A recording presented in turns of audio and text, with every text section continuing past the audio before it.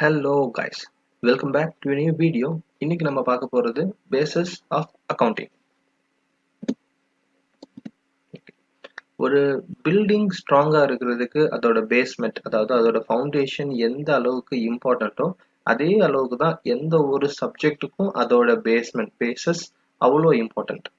வடிவேல் சொல்ற மாதிரி building strong basement வீக்கா இருந்துச்சு அப்படின்னா நம்மளும் சப்ஜெக்ட்ல வடிவேல் மாதிரி ஒரு காமெடியனா தான் இருக்க முடியுமே தவிர ஹீரோவா இருக்க முடியாது. ஓகே, ஒரு அன்ஸ்டேபிள் பேஸ்மெண்டோட பெஸ்ட் எக்ஸாம்பிள் வந்து leaning tower of Pisa. Course இது ஒரு வேர்ல்டு ஒண்டர்ஸ்ல இருந்தாலும் கூட இது ஸ்டில் அன் அன்சக்சஸ்ஃபுல் பில்டிங் தான். இதை அவங்க சரி பண்றதுக்கு எவ்வளோ கோடியா செலவு பண்ணாங்க. Okay, leave that part. இப்போ நம்ம டாபிக் உள்ள போவோம். அக்கௌண்டிங்ல ரெண்டு பேசிஸ் இருக்கு. ஒன்று வந்து cash basis of accounting, another one வந்து அக்ரூவல் பேசிஸ் ஆஃப் அக்கௌண்டிங். இப்போ இந்த ரெண்டு பேசிஸையும் டீட்டெயில்டாக பார்ப்போம். தென் இந்த ரெண்டு பேசிஸ்லையுமே ஒரு ப்ராப்ளம் பார்ப்போம். So what is cash basis of accounting? So இந்த பேசிஸில் டிரான்சாக்ஷன்ஸ் வந்து எப்படி ரெக்கார்ட் ஆகுது? Transactions are recorded only when cash is received or paid. So பேர்லேயே இருக்கு, அது கேஷ் பேசிஸ் ஆஃப் அக்கௌண்டிங். எல்லா டிரான்சாக்ஷன்ஸும் கேஷை மட்டும்தான் டிபெண்ட் பண்ணியிருக்கும். கேஷ் வந்தால் மட்டும்தான் ரெக்கார்ட் பண்ணுவோம், அதே மாதிரி கேஷ் போனால் மட்டும்தான் ரெக்கார்ட் பண்ணுவோம். தட் இஸ் வை டிரான்சாக்ஷன்ஸ் வந்து கேஷ் ரிசீவ் பண்ணும்போது பே பண்ணும்போது மட்டும்தான் ரெக்கார்டே பண்ணுவோம். ஸோ அப்போ ரெவன்யூ எப்போ ரெக்கார்ட் ஆகும் அப்படின்னா, revenue is recorded only when cash is received irrespective of when it was earned. ஒரு ரெவன்யூ எப்போ நீங்க ஏர்ன் பண்ணாலும் அந்த ரெவன்யூக்கான காசு எப்போ நமக்கு ரிசீவ் ஆகுதோ அப்பதான் அதை நம்ம ரெவன்யூவாக ரெக்கார்ட் பண்ணுவோம். ஃபார் எக்ஸாம்பிள், போன வருஷம் நீங்க ஒருத்தருக்கு குட்ஸ் வித்துருக்கீங்க, அது போன வருஷத்தோடைய ரெவன்யூ. ஆனா கேஷ் பேசிஸ் படி நீங்க அதோட அமௌண்ட் இந்த வருஷம் ரிசீவ் பண்ணீங்க அப்படின்னா அது இந்த வருஷத்தோட ரெவன்யூவா தான் கன்சிடர் பண்ணணும். அதான் கேஷ் பேசிஸ். எப்போ கேஷ் நமக்கு ரிசீவ் ஆகுதோ அப்பதான் அதை ரெவன்யூவாவே நம்ம கன்சிடர் பண்ணணும். அதை நம்ம எப்போ வேணாலும் earn பண்ணிருக்கலாம். Similarly, expenses are recorded only when cash is paid irrespective of when it was incurred. எப்ப நம்ம எக்ஸ்பென்சஸ் இன்கர் பண்ணோம், ஸ்பெண்ட் பண்ணோங்கிறது அவசியம் கிடையாது. தட் இஸ் அந்த டிரான்சாக்ஷன் எப்ப நடந்துச்சு அப்படிங்கறத நம்ம பார்க்க தேவையில்லை. எப்ப அந்த எக்ஸ்பென்ஸுக்கான கேஷ் பே பண்றோம். சம்டைம்ஸ் நம்ம வந்து அட்வான்ஸ் எல்லாம் பே பண்ணுவோம். இன்சூரன்ஸ் பிரீமியம் வந்து ப்ரீபெய்டா பே பண்றோம் அப்படின்னா அடுத்த வருஷத்தோட இன்சூரன்ஸ் பிரீமியம் இப்பவே பண்றோம் அப்படின்னா, ப்ரீபெய்டா பே பண்றோம் அப்படின்னா அது இந்த வருஷத்தோட எக்ஸ்பென்ஸா தான் கேஷ் பேசிஸ் கன்சிடர் பண்ணும். ஓகே, அது அடுத்த வருஷத்தோட எக்ஸ்பென்ஸா கன்சிடர் பண்ணாது. எப்ப நம்ம பே பண்றோமோ அப்பதான் அது எக்ஸ்பென்ஸ். ஓகே, இப்போ இந்த பேசிஸ்ல ஒரு ப்ராஃபிட் லாஸ் எப்படி கண்டுபிடிக்கிறது? To calculate profit or loss under this basis, expenses must have been paid during the year but not necessarily incurred during the year. இப்போ இந்த இயரோட எக்ஸ்பென்ஸ், ப்ராஃபிட்னா என்ன பண்ணணும்? Total revenue minus total expense தானே profit. So அப்போ அதுக்கு expense எப்படி calculate பண்ணணும்? Expense must have been paid during the year. எந்த இயருக்கு நீங்க ப்ராஃபிட் கண்டுபிடிக்கிறீங்களோ அந்த இயரோட எக்ஸ்பென்ஸை அந்த இயர்லயே பே பண்ணியிருக்கணும். Not necessary incurred during the year. அந்த இயர்ல அதோட டிரான்சாக்ஷன் நடந்திருக்கணும்னு அவசியம் இல்லை. அதே மாதிரி தான் இன்கமும். Similarly, incomes must have been received during the year, not necessarily earned during the year. So, income அந்த இயர்ல நீங்க ரிசீவ் பண்ணியிருந்தா தான் அது இன்கம். பட் அந்த இயர்ல நீங்க ஏர்ன் பண்ணியிருக்கணும்னு அவசியம் இல்லை. அந்த டிரான்சாக்ஷன் அந்த இயர்ல நடந்திருக்கணும்னு அவசியம் இல்லை. ஸோ அந்த இயர்ல ரிசீவ் பண்ணின இன்கமும் அந்த இயர்ல பே பண்ணின எக்ஸ்பென்ஸையும் மைனஸ் பண்ணி நமக்கு கிடைக்கிற ப்ராஃபிட் லாஸ் தான் அந்த இயருடைய profit loss according to cash basis. So இதுதான் கேஷ் பேசிஸ் ஆஃப் அக்கௌண்டிங். அந்த பேசிஸ் கிளியரா சொல்லுது, கேஷை மட்டும்தான் டிபெண்ட் பண்ணி இருக்கும். டிரான்சாக்ஷன் எப்ப நடந்துச்சோ அதை டிபெண்ட் பண்ணி இருக்காது. ஓகே, நெக்ஸ்ட் வந்து இந்த பேசிஸ்ல வந்து நம்ம வந்து கிரெடிட் டிரான்சாக்ஷன்ஸ் ரெக்கார்ட் பண்றது கிடையாது. ஏன்னா அது கேஷ் மட்டும்தானே நம்ம டிபெண்ட் பண்ணி இருக்க போறோம். So credit transactions are not allowed in this basis. அடுத்த பேசிஸ் வந்து அக்ரூவல் பேசிஸ். அக்ரூவல் அப்படிங்கிற அந்த வேர்டுக்கு அர்த்தம் வந்து ஹேப்பனிங், நடக்கிறது. ஒரு டிரான்சாக்ஷன் எப்ப நடக்குதோ அப்பவே அதை ரெக்கார்ட் பண்ணிடணும். அதான் அந்த பேசிஸ் சொல்லுது. இந்த அக்ரூவல் பேசிஸ் தான் எல்லா கம்பெனிஸும் ஃபாலோ பண்ற பேசிஸ். கவர்மெண்ட் வந்து ஃபாலோ பண்ணணும்னு சொல்ற பேசிஸும் இதுதான். ஓகே, ஜெனரல் அந்த கேஷ் பேசிஸ் எல்லாம் யார் ஃபாலோ பண்ணுவாங்க அப்படின்னா சின்ன சின்ன கடைங்க, பொட்டி கடைங்க, டீ கடைங்க, அந்த மாதிரி unregistered business people follow cash basis. But registered businessmen எல்லாமே அக்ரூவல் பேசிஸ் தான் கம்பல்சரி ஃபாலோ பண்ணணும். இப்போ இந்த பேசிஸ்ல வந்து டிரான்சாக்ஷன்ஸ் எப்போ ரெக்கார்ட் ஆகும் அப்படின்னா, transaction is recorded as soon as it has occurred. எப்போ நடந்துருச்சோ, அக்கர்னா நடக்கிறது, நடந்த உடனே அதை ரெக்கார்ட் பண்ணிடணும். Even if the cash is not received or even if the cash is not paid. Cash receive ஆயிடுச்சோ பே ஆயிடுச்சோ அதை நம்ம பார்க்க கூடாது. டிரான்சாக்ஷன் நடந்துருச்சு அப்படின்னா அதை உடனே ரெக்கார்ட் பண்ணிடணும். Credit transactions are recorded here. So இந்த பேசிஸ்ல நம்ம கிரெடிட் டிரான்சாக்ஷன்ஸும் ரெக்கார்ட் பண்றோம்.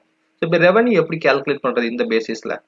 இப்போ இந்த பேசிஸ்ல வந்து revenue is recorded once it is earned. So revenue நம்ம earn பண்ண உடனே ரெக்கார்ட் பண்ணிடுறோம், irrespective of the fact that whether the amount has been received or not. நமக்கு அமௌண்ட் வந்துருச்சோ இல்லையோ, earn பண்ணிட்டோமா அப்போ அது ரெவன்யூ. இந்த வருஷத்துல நம்ம குட்ஸ் வித்துட்டோமா அப்போ அது அந்த வருஷத்துடைய சேல்ஸ் தான். அந்த குட்ஸுக்கான காசு நமக்கு அடுத்த வருஷம் வந்தாலும் அது இந்த வருஷத்துடைய ரெவன்யூ தான். அதான் அக்ரூவல் பேசிஸ்ல ரெவன்யூ. உங்களுக்கு ஏதாச்சும் ஒரு பர்டிகுலர் டாபிக்கோ இல்லை சென்டென்ஸோ நான் நடத்துறது புரியல அப்படின்னா தயவு செஞ்சு ரிவைண்ட் பண்ணி பார்த்துக்கோங்க. இல்லையா, if you need further clarification அப்படின்னா let me know in comment section. Okay. Similarly, expenses நம்ம எப்படி calculate பண்ணணும் அப்படின்னா, expenses are recorded once it is incurred. Expenses நீங்க once அந்த transaction நடந்து incurனா நீங்க வந்து அதோட benefit receive பண்ணிட்டீங்கனாலே அது நடந்துருச்சுன்னு அர்த்தம். எல்லா எக்ஸ்பென்ஸும் நமக்கு ஒரு பெனிஃபிட் கொடுக்குது. ஸோ அந்த எக்ஸ்பென்ஸ் எப்போ நமக்கு பெனிஃபிட் கொடுத்துருச்சு நம்ம சொல்லுவோம், அந்த டிரான்சாக்ஷன் நடந்தால் மட்டும்தான். ஸோ டிரான்சாக்ஷன் நடந்துருச்சுன்னா அது உடனே எக்ஸ்பென்ஸாக நம்ம ரெக்கார்ட் பண்ணிடணும். Even if it is not paid, pay பண்ணலைனாலும் அந்த இயரோட எக்ஸ்பென்ஸ் அந்த இயரோடது தான். ஸோ இந்த பேசிஸில் ஒரு ப்ராஃபிட்டோ லாஸோ எப்படி கால்குலேட் பண்ணணும்?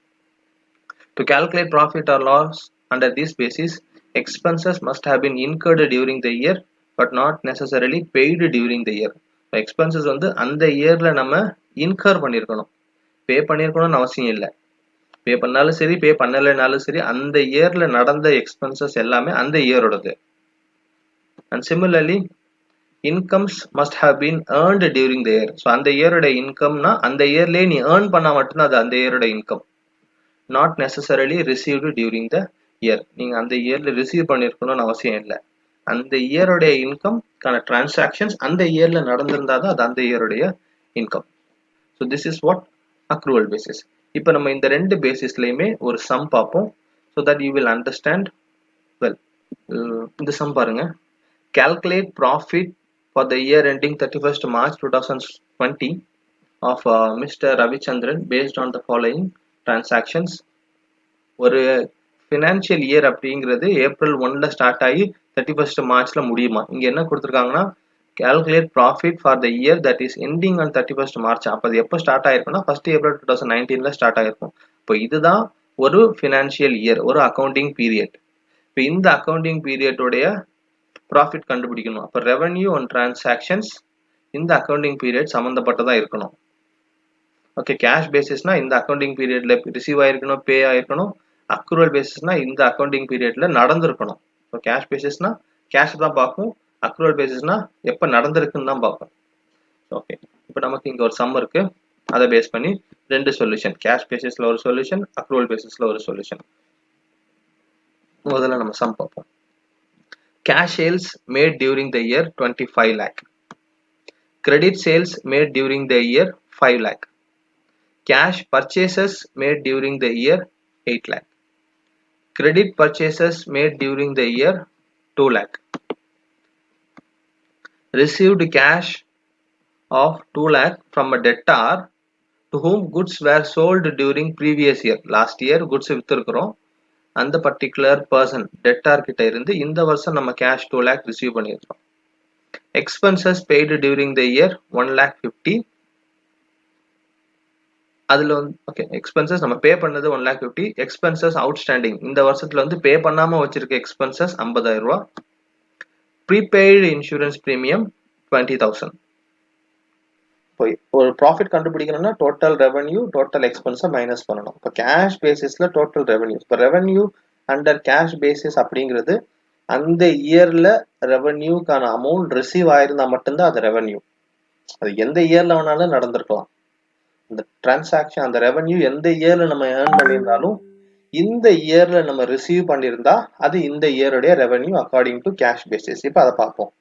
இப்போ cash sales made during the இயர்னு என்ன அர்த்தம்? இந்த இயர் குட்ஸ் வித்திருக்கோம், இந்த இயரே ரிசீவ் பண்ணியிருக்கோம், இந்த இயர் ரிசீவ் பண்ணியிருக்கோம்ல, அப்போ அது இந்த இயருடைய ரெவன்யூ. அப்போ இந்த 25 lakhs வரும். அதான் இந்த 25 lakhs. Then credit sales made during the year அப்படின்னு என்ன அர்த்தம்னா, இந்த வருஷம் குட்ஸ் வித்திருக்கோம் ஆனா இன்னும் காசு ரிசீவ் பண்ணல. ஸோ கிரெடிட் சேல்ஸ்னாலே இட் இஸ் ஆன் கிரெடிட், இன்னும் கேஷ் ரிசீவ் பண்ணல. ஸோ கேஷ் பேசிஸை பொறுத்த வரைக்கும் கிரெடிட் டிரான்சாக்ஷன்ஸாக கன்சிடர் பண்ணாதுல்ல, கேஷ் ரிசீவ் பண்ணலைன்னா அது ரெக்கார்ட் ஆகாது. ஸோ இந்த 5 lakh வராது. தென் இது பர்ச்சேஸுங்கிறது எக்ஸ்பென்ஸ் இன்கம். ஓகே, இங்கே ஒன்று இருக்கு பாருங்க. Received cash of 2 lakh from a debtor to whom goods were sold during previous year. போன வருஷம் ஒரு டெட்டாருக்கு நம்ம குட்ஸ் வித்திருக்கோம், ஆனா அது இந்த இயர் தான் ரிசீவ் பண்ணியிருக்கிறோம். அக்கார்டிங் டு கேஷ் பேசிக்ஸ் எந்த இயர்ல நம்ம ரிசீவ் பண்றோமோ அந்த இயர்ல தான் அது ரெவன்யூ. போன வருஷம் அது வித்திருந்தா கூட நம்ம இந்த வருஷம் தான் அதுக்கான கேஷை ரிசீவ் பண்ணியிருக்கோம், அப்ப அது இந்த இயருடைய ரெவன்யூ. அப்ப இந்த 2 lakh வரும். அந்த 2 lakh தான் இங்க இருக்கிற இந்த 2 lakh. இப்போ இது எல்லாமே எக்ஸ்பென்சஸ். ஸோ ரெவன்யூனா நமக்கு இந்த ரெண்டு மட்டும்தான், 25 lakh பிளஸ் 2 lakh 27 lakh. இப்போ எக்ஸ்பென்சஸ் பார்ப்போமே. பர்ச்சேசஸ்ல இருந்து வருவோம். Cash purchases made during the year. So 8 lakh நம்ம குட்ஸ் வாங்கியிருக்கிறோம், இதுக்கு நம்ம ஸ்பெண்ட் பண்ண அமௌண்ட் பே பண்ணிட்டோம். கேஷ் பர்ச்சேஸ்னாலே we paid it. So pay பண்ணிட்டாலே இந்த year made during the year தான். இந்த இயர்ல பே பண்ணியிருந்தா மட்டும்தான் இந்த இயருடைய எக்ஸ்பென்ஸ். அது எந்த இயர்ல வேணாலும் இன்கர் பண்ணியிருக்கலாம், பட் இந்த இயர்ல நம்ம பே பண்ணிட்டோம் 8 lakh டியூரிங் த இயர்னு சொல்லிட்டாங்க, அப்போ அந்த 8 lakh வரும். கிரெடிட் பர்ச்சேசஸ்னா குட்ஸ் வாங்கிட்டோம் ஆனா பே பண்ணல, பே பண்ணாதனால இது கேஷ் பேசிஸ்ல வராது, அதனால இந்த 2 lakh இங்க இல்ல. தென் இங்க ஒரு எக்ஸ்பென்ஸ் இருக்கு. Expenses paid during the year 1,50,000. So இந்த இயர்ல மற்ற எக்ஸ்பென்ஸ் எல்லாம் நம்ம பே பண்ணது 1,50,000. அந்த 1,50,000 தான் இந்த 1,50,000. ஏன்னா நம்ம பே பண்ணிட்டோம், டியூரிங் த இயர் நம்ம பே பண்ணிருக்கிறோம். எக்ஸ்பென்சஸ் அவுட்ஸ்டாண்டிங் அப்படின்னாலே இன்னும் பே பண்ணாம வச்சிருக்க எக்ஸ்பென்சஸ், அந்த இயரோட எக்ஸ்பென்ஸ் தான், ஆனா இன்னும் பே பண்ணல. But according to cash basis pay பண்ணலைன்னா நமக்கு அது வராது. இந்த 50,000 கேஷ் பேசிஸ்ல வராது. ஓகே, இந்த 50,000 இங்க இல்ல. Then prepaid insurance premium, that means next year upcoming இயர்ஸோடைய பிரீமியம் இப்பவே பே பண்ணிட்டோம், இந்த இயர்லயே பே பண்ணிட்டோம். கேஷ் பேசிஸை பொறுத்த வரைக்கும் அது எந்த இயருடைய எக்ஸ்பென்ஸ் எல்லாம் நம்ம பார்க்க தேவையில்லை. இந்த இயர் பே பண்ணோமா, அப்ப அது இந்த இயருடைய எக்ஸ்பென்ஸ். அப்ப இதுவும் இந்த இயருடைய expense, though it belongs to upcoming years. வரப்போற இயரோட எக்ஸ்பென்சஸா இருந்தாலும் இந்த இயர்ல தானே பே பண்ணணும். பெய்டு இன்சூரன்ஸ் பிரீமியம் பே பண்ணிருக்கிறோம், ப்ரீபெய்டு இந்த இயர் பே பண்ணிருக்கிறோம். ஸோ அதனால அது இந்த இயருடைய எக்ஸ்பென்ஸ். ஸோ இந்த 20,000 நம்ம கன்சிடர் பண்றோம். Okay, so if you add all these expenses it comes 9,70,000. So profit obviously revenue is more than the expense, அதனால அது profit. Profit during the year ended 31st March 2020 under cash basis 17,30,000. இப்போ அதே accrual பேசிஸ்ல calculate பண்ணுவோம். Accrual basis பொறுத்த வரைக்கும் revenues and எக்ஸ்பென்சஸ்க்கான transactions இந்த year நடந்திருக்கணும். அதை இந்த இயர்ல ரிசீவ் பண்ணியிருக்கணும், பே பண்ணியிருக்கணும்னு அவசியம் இல்லை. இந்த இயர்ல நடந்திருந்தா மட்டும்தான் அது இந்த இயருடைய ரெவன்யூ அண்ட் எக்ஸ்பென்ஸ். போன வருஷத்தோட ரெவன்யூவோ அடுத்த வருஷத்தோட ரெவன்யூவோ எல்லாம் கன்சிடர் பண்ணலாது. அன்லைக் கேஷ் பேசிஸ் போன வருஷத்தோட ரெவன்யூ இந்த வருஷம் ரிசீவ் பண்ணா அதை கன்சிடர் பண்ணும். ஏன்னா இந்த வருஷம் தானே ரிசீவ் பண்ணணும், இந்த வருஷம் ரிசீவ் பண்ணது எல்லாமே இந்த வருஷத்தோட ரெவன்யூ, இந்த வருஷம் பே பண்ணது எல்லாமே இந்த வருஷத்தோட எக்ஸ்பென்ஸ். அதான் கேஷ் பேசிஸ் சொல்லுது. பட் அக்ரூவல் பேசிஸ் இந்த டேட்ல இருந்து நடந்திருக்கணும். பேமெண்ட் எந்த டேட்ல வேணாலும் நடந்துட்டு போட்டோம், அது நமக்கு தேவையில்லை. So expenses and income transaction இந்த பீரியட்ல தான் நடந்திருக்கணும். ஓகே, அதை பார்ப்போம். First revenue. Cash sales made during the year. இப்போ நமக்கு 25 lakh நம்ம இந்த வருஷம் சேல்ஸ் பண்ணி கேஷ் ரிசீவ் பண்ணிட்டோம். And 5 lakh credit sales made during the year, அதுவும் இந்த வருஷம் தான் பண்ணியிருக்கிறோம், பட் இன்னும் கேஷ் ரிசீவ் பண்ணல. According to accrual basis, whether cash received or not, transaction revenues of this year earned during this year is the revenue of this year. இந்த ரெண்டுமே during the year தானே earn பண்ணியிருக்கிறோம். Sale made during the year, sale made during the year. அப்போ இது ரெண்டுமே இந்த இயருடைய revenue தான். இங்கே கேஷ் ரிசீவ் பண்ணிட்டோம், இங்கே கேஷ் ரிசீவ் பண்ணல. But according to accrual basis both the sales were made during the year. So about 25 lakh, 5 lakh. இது ரெண்டுமே வரும். We have one more sale amount received that belongs to previous year.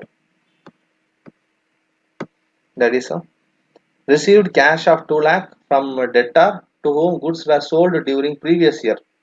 So accrual basis படி இந்த இயர்ல நடந்த revenue கிடையாது. இது போன இயர், போன அக்கவுண்டிங் பீரியட்ல நடந்த ரெவென்யூ. ஓகே, அக்ரூவல் பேசிஸ் படி இந்த ரெவென்யூவை நம்ம கன்சிடர் பண்ண மாட்டோம், பிகாஸ் இது போன வருஷத்துல கன்சிடர் பண்ணியிருப்போம். அதனால இந்த 2 lakh வராது. Total revenue according to accrual basis is 30 lakh. இப்போ எக்ஸ்பென்சஸ் பார்ப்போம். Cash purchases made during the year 8 lakh. Credit purchases made during the year 2 lakh. ரெண்டுமே இந்த வருஷம் தான் நம்ம பர்ச்சேஸ் பண்ணியிருக்கிறோம். தோ cash paid and not paid both happen during the year. இந்த இயர்ல தான் நம்ம goods purchase பண்ணிருக்கோம். அப்ப ரெண்டுமே இந்த இயரோட எக்ஸ்பென்ஸ் தான். அக்கார்டிங் டு அக்ரூவல் பேசிஸ் அந்த இயரோட எக்ஸ்பென்சஸ் அந்த இயர்லயே ரெக்கார்ட் பண்ணிடணும். அது பே பண்ணாலும் சரி, பே பண்ணலைனாலும் சரி. ஸோ 8 lakh, 2 lakh இந்த ரெண்டுமே வருது. Then expenses paid during the year 1,50,000. So அதிலே கிளியரா கொடுத்துட்டாங்க, டியூரிங் த இயரோட எக்ஸ்பென்ஸ் தான்ட்டு 1,50,000. இப்போ இந்த அவுட்ஸ்டாண்டிங் எக்ஸ்பென்சஸ் 50,000. இப்போ ஒண்ணுமே சொல்லல அது எந்த இயரோடதுன்ட்டு. இப்போ ஒண்ணுமே சொல்லலாம், அந்த இயரோடது தான். பட் அவுட்ஸ்டாண்டிங்னா இன்னும் பே பண்ணாம வச்சிருக்கோம். அந்த இயரோட எக்ஸ்பென்சஸ் பே பண்ணாம வச்சிருக்கோம். பே பண்ணலைனாலும் அது அந்த இயரோட எக்ஸ்பென்ஸ் தானே. அப்போ வந்து 50,000 வரும். Okay, according to accrual basis whether expenses paid or not incurred during the year are the expenses of that year. அந்த இயரோட எக்ஸ்பென்ஸ், அந்த இயர் இன்கர் பண்ற எக்ஸ்பென்ஸ் அந்த இயருடைய எக்ஸ்பென்ஸ், அதான் இந்த 50,000. இப்போ ப்ரீபெய்ட் இன்சூரன்ஸ் பிரீமியம் அப்படிங்கிறது அடுத்த வருஷத்தோடைய எக்ஸ்பென்ஸ், நம்ம இந்த வருஷமே பே பண்றோம்.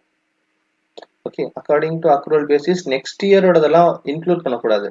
இந்த டேட்ல இருந்து இந்த டேட்குள்ள நடந்த டிரான்சாக்ஷன் இன்கம் எக்ஸ்பென்ஸ் மட்டும் தான் எடுக்கணும். இந்த எக்ஸ்பென்ஸ் நம்ம இன்னும் இன்கரே பண்ணல, இது நெக்ஸ்ட் இயரோடது. இப்பதான் இப்பயே பே பண்ணிடுறோம், பட் இது நம்ம இந்த இயர் எக்ஸ்பென்ஸா கன்சிடர் பண்ண மாட்டோம். இப்போ இது எப்படி ரெக்கார்ட் பண்ணோம்னா, செப்பரேட்டா ப்ரீபெய்ட் இன்சூரன்ஸ் பிரீமியம்னு தனியா ஒரு அசெட் அக்கௌண்ட்டை ரெக்கார்ட் பண்ணிடுவோம். ஓகே, அது நெக்ஸ்ட் இயர் தான் எக்ஸ்பென்ஸுக்கு டிரான்ஸ்ஃபரே பண்ணுவோம். இப்போ இந்த இயர்ல இது எக்ஸ்பென்ஸ் கிடையாது. 20,000 is not an expense. Okay, so total வந்து 11 lakh, 12 lakh. 12 lakh is the expense, 30 lakh is the revenue. So profit under accrual basis is 18 lakh. Okay. Hope this session is clear to you all. ஏதாச்சும் doubt இருந்துச்சு அப்படின்னா தயவு செஞ்சு comment செக்ஷன்ல சொல்லுங்க. வேற ஏதாச்சும் இம்ப்ரூவ்மெண்ட் பண்ணணும், இல்லை வேற ஏதாச்சும் டாபிக்ல இருந்து உங்களுக்கு கிளாரிஃபிகேஷன் தேவை அப்படின்னா அதுவும் கமெண்ட் செக்ஷன்ல போடுங்க. நான் கண்டிப்பா ரீட் பண்ணி உங்களுக்கு ரிப்ளை பண்ணுவேன். நீங்க சொல்ற டாபிக்ல இருந்து கம்பல்சரி நான் ஒரு வீடியோ மேக் பண்ணி போடுவேன். Thank you so much guys. I'll see you in the next video. Bye bye.